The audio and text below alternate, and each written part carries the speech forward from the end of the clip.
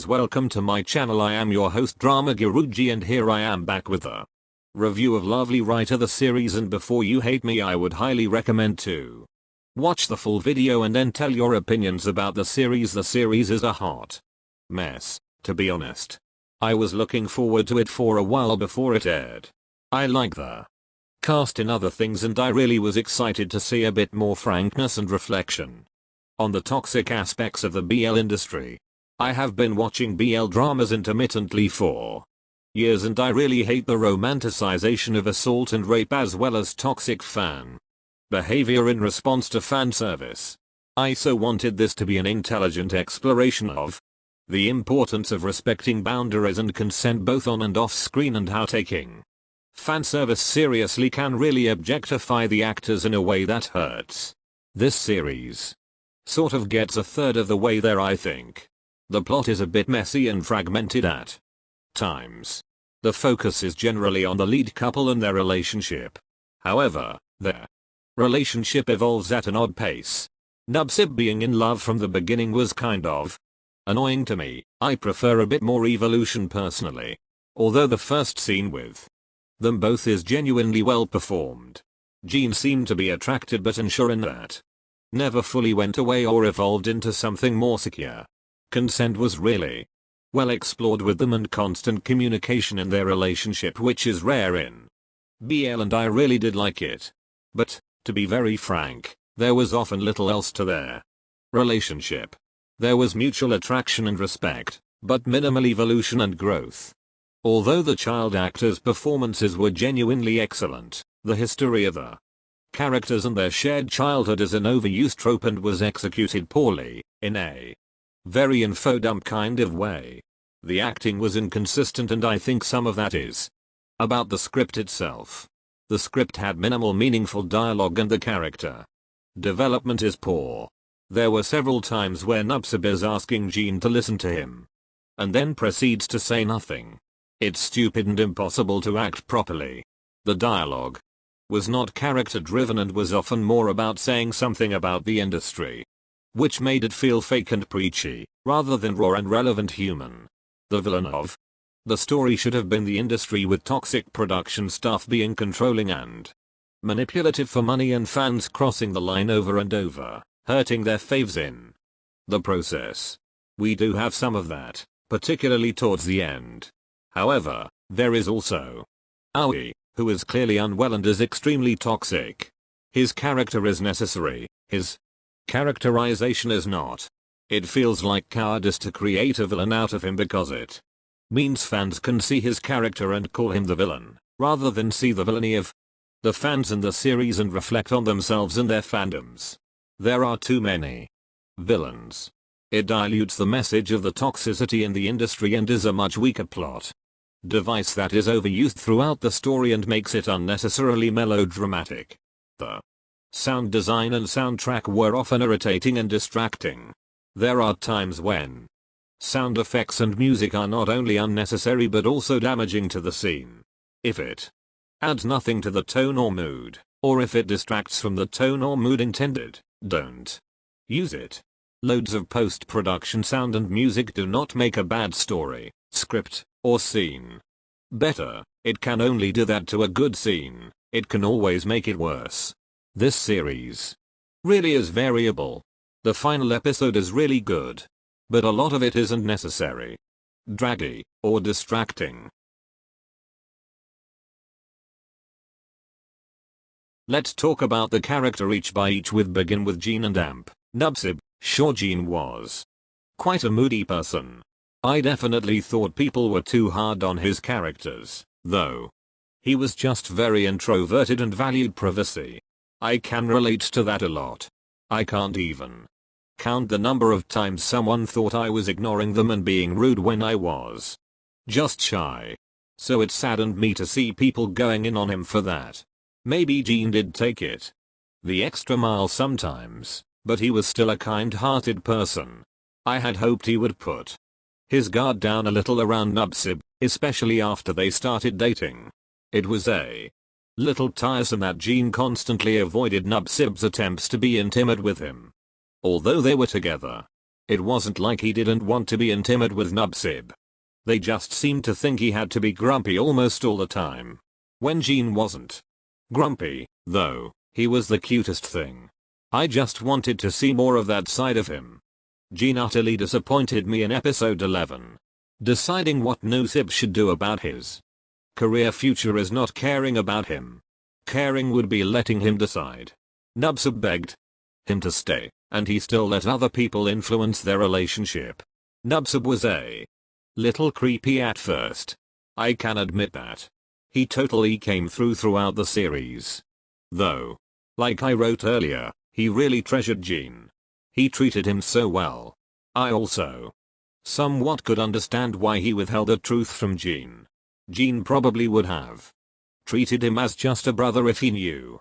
My only real complaint about Nubsib was those times when he, instead of explaining to diffuse a situation, would stare and say nothing. It made no sense. It was as if he purposefully wanted to make the situation worse. Anyway, they had great chemistry. They weren't awkward. They're probably one of the BL couples with the most amount of kisses, good ones at that. Their relationship is one of the healthiest one in BL industry. Aoi and Amp, same orc. There were no excuses for Aoi's behavior. The man was evil, selfish, and manipulative. No matter what he had gone through, he still made his own decisions. Sure, his dad was homophobic, his mom was an enabler, and his sister didn't care about him either. Still, you don't have to be a product of your environment. His whole scheme to get together with Jean was fucked up. Just the amount of manipulation that went into that was insane. He gave me such serial killer vibes. That scene where he lured Jean out to the bar made me genuinely scared for Jean's well-being. He essentially harassed Jean in that same scene. Afterward, he even pretended to have drugged Nubsib. What the fuck? Why would you joke about that? The fact that he did a live stream to explain the situation regarding Nubsib and Jean was so calculated. He made himself look good and like a victim. Sure, he apologized later, but did he really not know what he was doing? Aoi and Samork's relationship seemed complicated. They kissed at the family dinner, and then we didn't see them much together after that. That was until the scene at the bar. Aoi kept complaining that no one cared about him. What he really meant was that the people he wanted to care about him didn't, or at least not to the extent he wanted. Samork cared about him, but that wasn't good enough for him. Samork was quite vague in expressing his feelings, to be fair. Also, he definitely shouldn't have colluded with Aoi's sister. I also felt like they didn't give Aoi a proper ending. It didn't seem finished. Tum and Amp, Tiffy, yes, the seemingly mandatory straight couple and some BLs. Honestly, at first, I didn't mind their presence, but Tiffy really got on my nerves. Tiffy told Tum about her previous experiences with love, essentially saying that she was pansexual. Then she went on to assume and reject Tum because she was convinced he was gay. We love LGBTQ+ members who think it's okay to decide other sexual attractions. No. Seriously. Why did she think that? He had finally built up the courage to tell her how he felt, just to be slapped in the face with such an offensive remark. She really told him to stop playing with her feelings when he never did. That made Tiffy completely unlikable too. He kept on trying to tell her he wasn't kidding, and she would not budge. For some reason, what convinced her was Tum's rap about how he felt about her. God, I felt such second-hand embarrassment.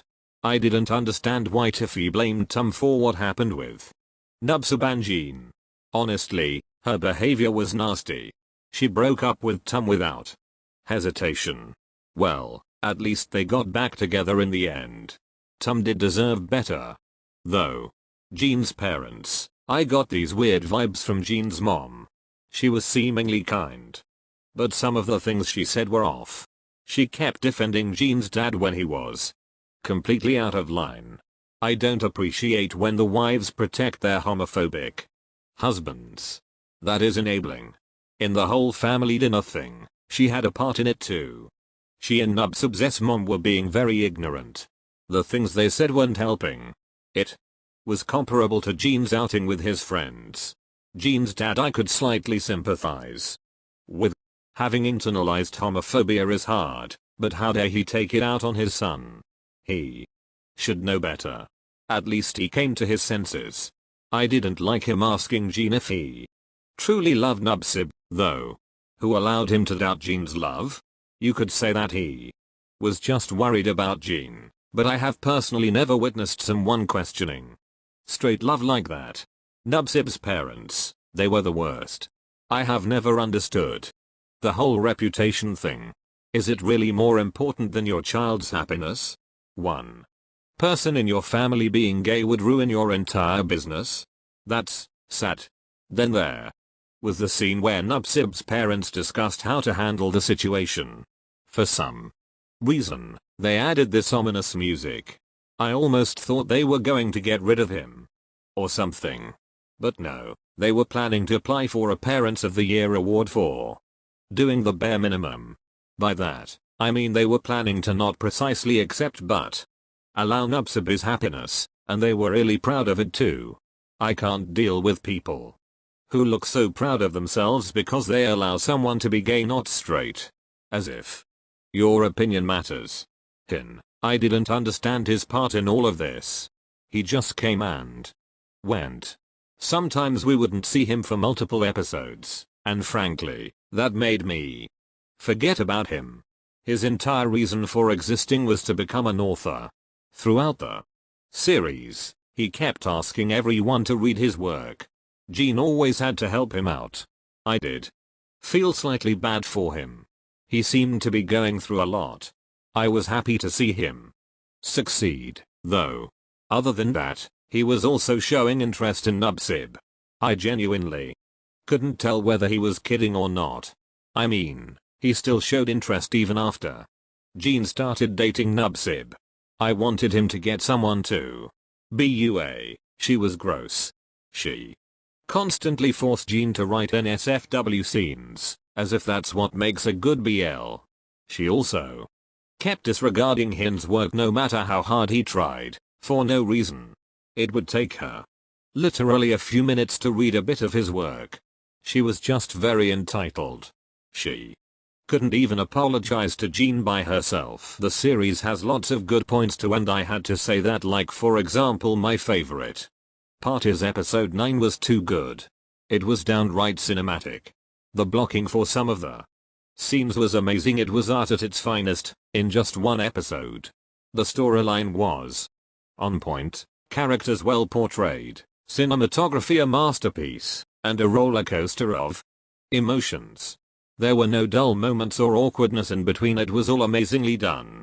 The way this episode showed how problematic homophobic norms were passed down from one generation to the other, that living as a gay person means living in fear and judgment. That accepting oneself as being gay is not normal. It needs to stop. This episode also showed how it's all funny and amusing until one of your children is actually the one being called funny and amusing.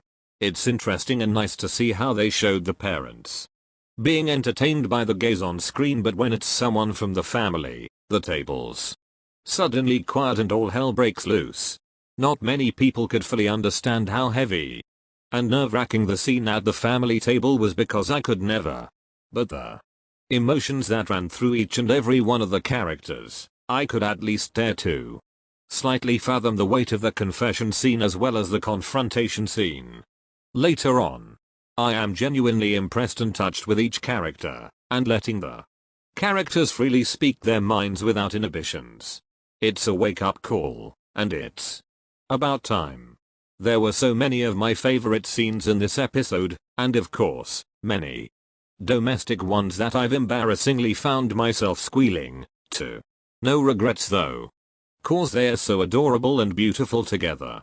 The chemistry was really good. I really loved KO and Up chemistry, like I really felt connected with the chemistry like Gene and Nubsub was unmatched. One of my favorite actor pairing. When I first watched the teaser in September I was excited but felt the chemistry was lacking, but when I watched the trailer They proved me wrong. I fell in love with the cast and had to say this drama was good and finally shows an LGBT representation that I always asked for, but the series have some flaws and I just wanna point out that. So please don't think I hate the series, I am just pointing out some flaws. So my ranking is music 3.5. It was annoying as hell and it was unnecessary high in some points that I had to watch it on mute. Acting 9.5. KO and Up are a really good actor and they proved that with the series story. 7.5. The story was pretty good. The overall ranking is 7.5. It was really good drama but had some flaws, but this drama is really binge worthy. So what is your ranking and did you agree or disagree? Please share your opinions in the comments section.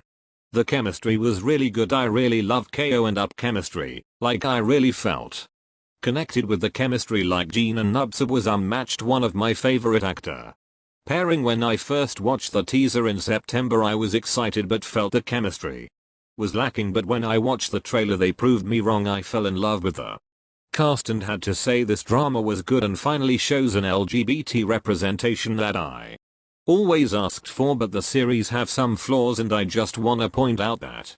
So please don't think I hate the series, I am just pointing out some flaws. So my ranking is music 3.5. It was annoying as hell and it wasn't necessary high in some points that I had to watch it on mute. Acting 9.5. KO and Up are a really good actor and they proved that with the series story. 7.5. The story was pretty good. The overall ranking is 7.5. It was really good drama but had some flaws, but this drama is really binge worthy. So this is my review for Lovely Writer. Do you agree with me or not? Please share your opinions in the comments sections.